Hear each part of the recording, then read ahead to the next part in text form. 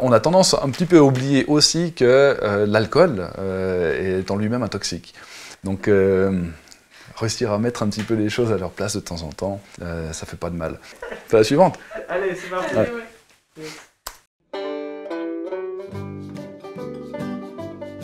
Bonjour à tous, je m'appelle Antoine Sauty, je suis vigneron bio à Denan-sur-Morge, capitale mondiale des épouvantails, c'est absolument célébrissime. Et on est ensemble aujourd'hui pour me faire découvrir ce que les gens pensent connaître de mon métier. Allez, c'est parti. Les sulfites, qu'est-ce que c'est? Pourquoi on en utilise?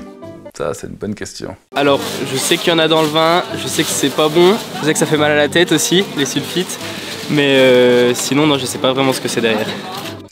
Oui, c'est souvent en fait ce qui, disons l'image qui colle un petit peu aux sulfites dans les vins. Il faut savoir que les sulfites, c'est un agent conservateur. C'est un agent conservateur qu'on retrouve dans les vins, mais qu'on retrouve dans beaucoup d'autres choses aussi, la plupart des fruits secs par exemple. Pourquoi est-ce qu'on en met dans le vin? On en retrouve d'une part déjà un petit peu naturellement du fait des produits qu'on utilise à la vigne, parce qu'on utilise du soufre. Et le soufre, une petite part peut se transformer en sulfite pendant les processus de vinification.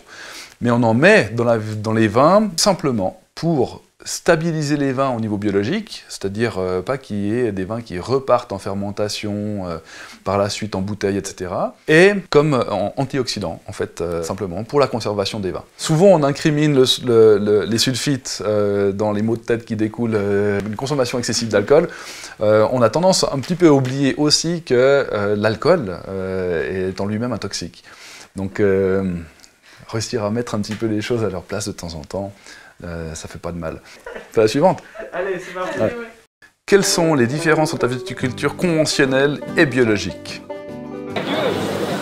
Alors moi je pense que la viticulture conventionnelle c'est sans usage de pesticides, tandis que la biologique c'est avec usage de pesticides ou bien... Ouais, voilà. J'aurais dit le contraire moi. C'est vrai? Moi j'aurais dit que biologique. Conventionnel pour moi c'est en respectant les traditions. Enfin je sais pas si ça se dit comme ça mais voilà. Et puis biologique c'est plus en essayant d'apporter quelque chose sans forcément utiliser de produits chimiques ou de pesticides ou quelque chose comme ça.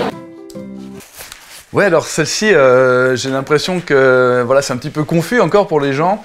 En gros, la différence entre conventionnel et biologique pour ce qui est de la viticulture, ça réside en deux pôles bien distincts. Le premier, c'est la lutte phyto, c'est-à-dire l'application de produits de traitement pour protéger les végétaux contre différentes maladies et ravageurs.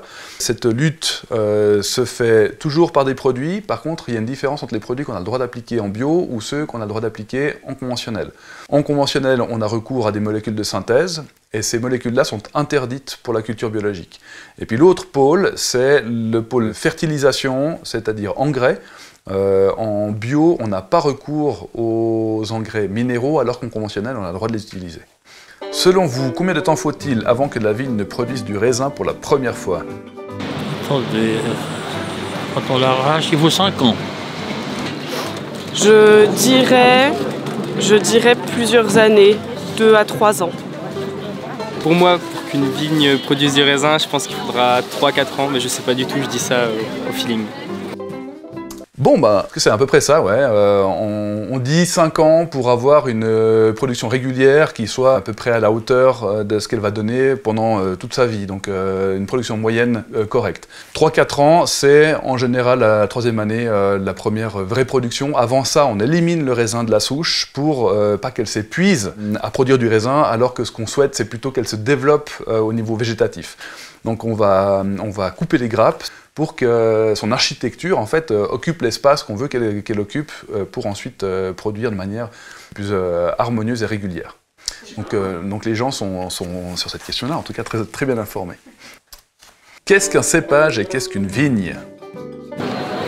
Est-ce qu'il y en a un qui serait pas juste pour le vin? Non, en vrai je pense que ça se joue sur un petit détail, enfin sur le type de Enfin non, franchement je n'ai aucune idée. Alors le cépage, je pense que c'est un type de raisin ou un type une variété en fait. Et puis une vigne, disons c'est un espace agricole destiné à la culture du raisin. Je sais pas. Ah, j'ai une idée. Une vigne, ça peut comprendre différents types de raisins, par exemple du fendant, du gamay, ça. Tandis qu'un cépage, c'est une vigne réservée pour une seule sorte de raisin en fait. Je suis vraiment surpris en bien. Le cépage, eh bien, ce serait la variété. Donc la variété, le cépage, c'est donc le pinot noir, le chasselas, le gamay, etc. Effectivement, donc vigne, à quelque part, on pourrait l'entendre de deux manières différentes. Soit c'est la plante, le plant de vigne, voilà, la vigne, c'est entre guillemets l'espèce, Vitis vinifera. Par contre, une vigne, on peut l'entendre différemment aussi, c'est évidemment, ça peut être la parcelle. Et puis la parcelle, c'est, comme le dit très bien la dame, c'est l'espace agricole sur lequel est cultivée la vigne, donc c'est une surface qui est dédiée à cette culture-là. Et là, rien à redire, je crois que tout le monde a l'air d'avoir une opinion assez juste sur la question. On y va. Quels sont les travaux effectués sur les vignes entre les vendanges? Il faut tout le temps réadapter, un peu rafistoler deux, trois choses, que ça soit même, tu sais, des fois les feuilles en fait elles empiètrent sur le raisin, un peu les enlever et puis prendre soin aussi vraiment de la terre quoi. Sinon franchement je sais pas, j'en ai aucune idée. Alors, avant les vendanges, je sais qu'ils taillent. Après, je sais qu'ils vont regarder comment évolue le raisin, mais sinon, je ne saurais pas en dire plus. Ouais, alors, c'est joli, ben voilà, les gens ont quelques notions. Après la vendange, on va tailler notre vigne, mais pour ça, on attend d'abord que les feuilles soient tombées. Ensuite, on doit courber les bois, tacher sur les fils pour les systèmes de culture qu'ils nécessitent. On a les bourgeonnages, on sélectionne les bourgeons qui vont donner les rameaux de l'année. Entre-temps, évidemment, qu'on doit entretenir l'herbe. C'est en général, chaque ligne est fauchée avec des intervalles de 6 semaines en général. Après les bourgeonnages, la vigne pousse. On doit la protéger au fur et à mesure qu'elle pousse, donc on parle là des traitements, aussi bien en bio qu'en conventionnel. Ensuite, rebiolage, c'est enlever les gourmands. Les gourmands, c'est donc les pousses secondaires. Ensuite, l'effeuillage assez précoce pour les cépages les plus sensibles au niveau de la floraison. Au fur et à mesure que la vigne pousse, on doit palisser, c'est-à-dire mettre les jeunes pousses entre les fils qui vont supporter ces pousses pour pas qu'elles tombent avec le vent, qu'elles se cassent, etc. On suit la maturité, beaucoup de passages à la vigne pour voir comment elle se comporte, savoir si les travaux qu'on a faits portent leurs fruits, si c'est suffisant, s'il faut adapter.